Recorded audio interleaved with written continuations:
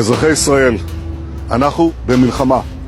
לא במבצע, לא בסבבים, במלחמה. הבוקר חמאס פתח במתקפת פתע רצחנית נגד מדינת ישראל ונגד אזרחיה.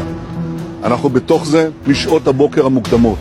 כינסתי את ראשי מערכת הביטחון, הנחיתי קודם כל לטהר את היישובים מהמחבלים שחדרו פנימה. הפעולה הזאת מתבצעת בשעות הללו. במקביל הוריתי לבצע גיוס מילואים נרחב ולהשיב מלחמה שערה בעוצמה ובהיקף שהאויב לא הכיר. האויב ישלם מחיר שהוא לא ידע מותו. אני קורא בינתיים לכל אזרחי ישראל להישמע בקפדנות להנחיות הצבא, להנחיות פיקוד העורף. אנחנו במלחמה ואנחנו ננצח בה.